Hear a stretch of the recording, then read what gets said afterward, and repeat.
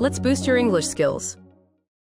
Hello, everyone, and welcome back to the Boost English Podcast. I'm Emma, your enthusiastic host, and I'm delighted to have all of you tuning in today. We have a special guest with us, Mary. Welcome to the show. How are you doing?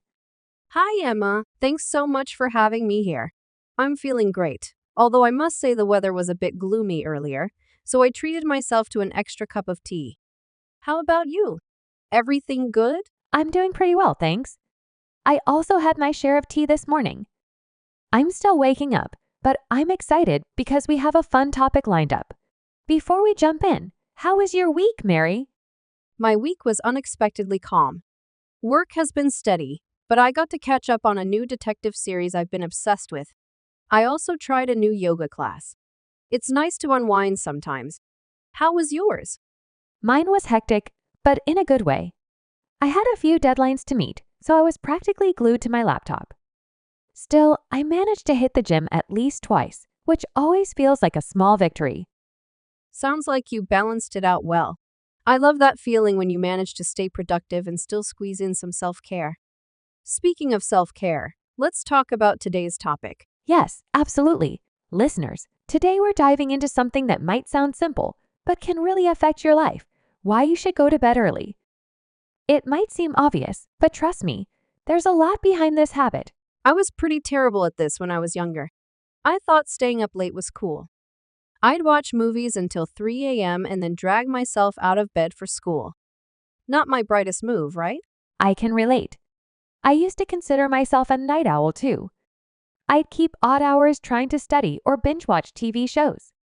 Then I'd wonder why I was exhausted all day. Eventually, I realized my body hated that routine. Exactly. My turning point came when I started my first job. Waking up early became a necessity.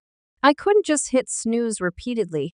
I learned that going to bed early made my mornings far easier. Yes, I remember those moments of desperation when the alarm goes off and you practically beg for another 5 minutes. But once I started sleeping earlier, those battles with my alarm became less intense. I used to joke that I was allergic to mornings. However, once I adopted a better schedule, I felt more energized. What about you? Did something specific convince you to change your bedtime routine? I think it was when I began to realize that my late nights led to midday slumps. I'd rely on caffeine just to stay upright. One day, I tried cutting out late night screen time and got to bed by 10 p.m. It was magic.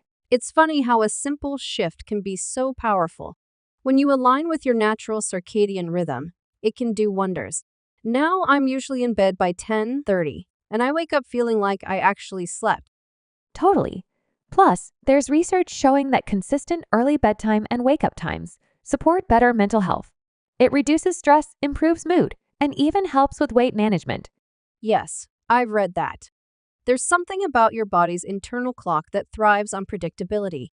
And let's not forget better focus throughout the day. When I sleep early, my concentration at work is top-notch. Me too. On days I'm well rested, I find it so much easier to handle tricky tasks. Also, I don't crave junk food as much. When I used to stay up until midnight or 1 a.m., I'd snack on chips mindlessly.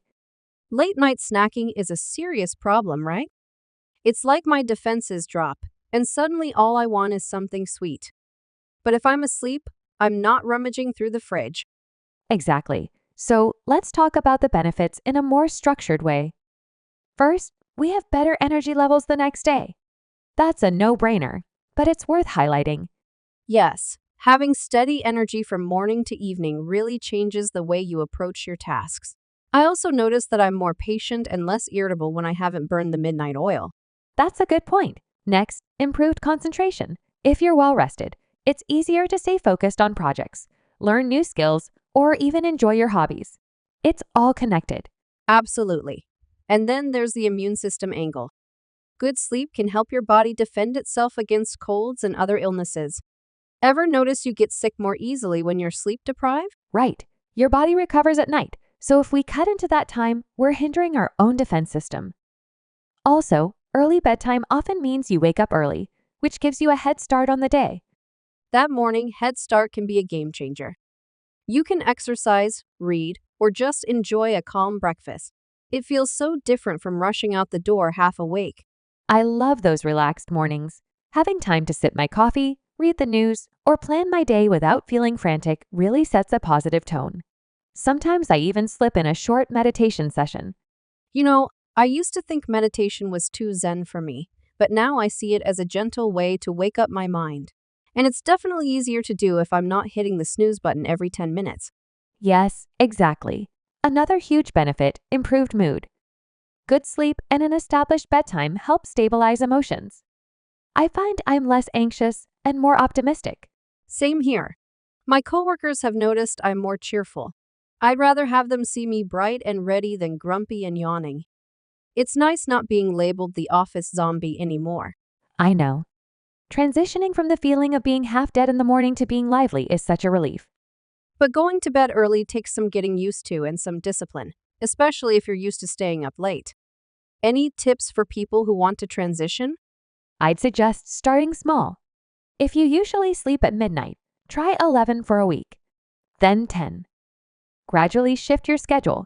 Also, avoid electronics right before bedtime. The blue light can trick your brain into staying alert. Yes, and I find reading a physical book or listening to gentle music can help me wind down. A calming routine, like a warm shower or some stretching, signals my body that it's time to rest. Great advice. Also, be consistent. Even on weekends, try to stick to a similar schedule. If you drastically change your bedtime on Saturday, Monday morning will be rough. That's so true. Some people do the weekend binge sleep, which just throws them off. I've learned it's better to maintain a stable schedule, even if it's tempting to stay up for late night movies. Right. And let's not forget the effect of caffeine. I'd recommend avoiding coffee or strong tea late in the day. That was a hard habit for me to break, but once I did, my sleep quality improved dramatically. Totally. I used to drink coffee at 6 p.m., telling myself I could still fall asleep by 10. That was a big lie. Now I'll stick to morning coffee and maybe a small cup after lunch if I really need it. I hear you. For me, decaf is a lifesaver when I'm craving the taste but don't want the buzz. Now, how about some fun side to sleeping early? Do you have any quirky experiences you'd like to share? Well, I used to watch late night comedy shows religiously.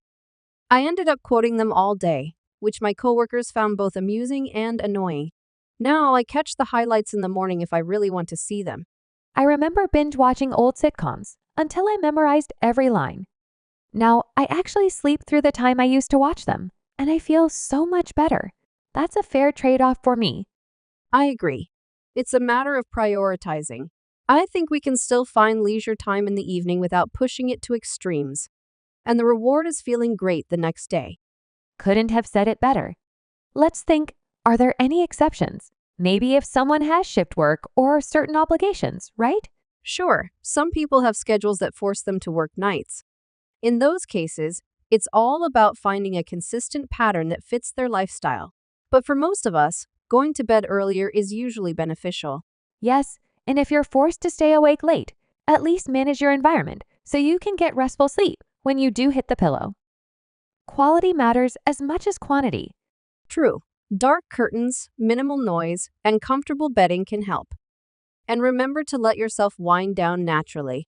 Jumping straight from high stimulation activities to bed can interfere with sleep. Exactly. Your mind needs a signal that says we're closing up shop for today. Now, I hope our listeners are feeling encouraged. Going to bed early might be a challenge at first, but the payoff is huge. Yes, and it's not just about physical health. It touches every aspect of your day. Emotionally, socially, even productivity-wise, it's all interconnected. When I started going to bed early, everything improved. I'm with you there. All right, before we wrap up, let's shift gears to a quick breakdown of some keywords, phrasal verbs, and idioms we use today. This is your Boost English mini lesson. Yes, let's do it. First up, we mentioned night owl. That refers to someone who naturally prefers staying up late and sleeping late. It's like the opposite of an early bird. Good one. Next, burning the midnight oil. This idiom means working or studying very late at night, often long after the usual bedtime. People use it to describe pushing themselves beyond normal hours. We also said circadian rhythm. which is your natural, internal process that regulates the sleep-wake cycle over a 24-hour period.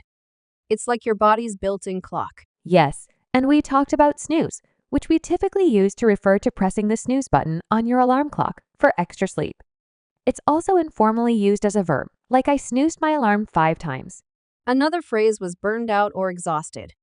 They mean feeling extremely tired or mentally drained, often from overworking or not sleeping enough. Right, and we mentioned binge watch, meaning to watch multiple episodes of a TV show or online series back to back, usually in one sitting.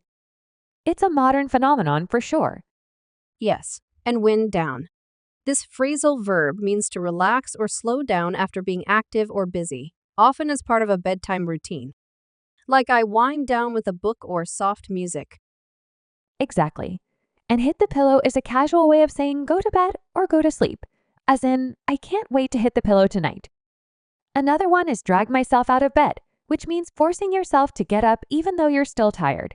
We also touched on pull an all-nighter, though we didn't say that exact phrase today. But it's useful to know it means staying awake all night to study or work, not recommended for good health. True. Also, catch up on is a phrasal verb meaning to do something you didn't have time for earlier, like catch up on sleep or catch up on a TV series. And let's not forget no-brainer, which we used to describe something obviously beneficial. A no-brainer is something so clearly advantageous that you don't need to think twice about it. Yes, it's always handy to know these expressions. Finally, align with your natural rhythm is a more formal way of saying to match your schedule to what your body prefers. Exactly. Well, I think we've covered a good range of vocabulary. I hope our listeners can try using these words and phrases in their own conversations. Same here. Thanks again, Mary, for joining us and shedding light on why going to bed early can transform our daily life. You've been awesome as always. Thanks, Emma. It was my pleasure. I hope our chat inspires at least one person out there to turn in a bit earlier tonight. It can really make a difference. I think it will. All right, everyone. That wraps up our discussion. Keep practicing your English, and don't forget the power of a good night's sleep. This has been Emma and Mary on the Boost English Podcast. Thanks for listening, and we'll see you next time.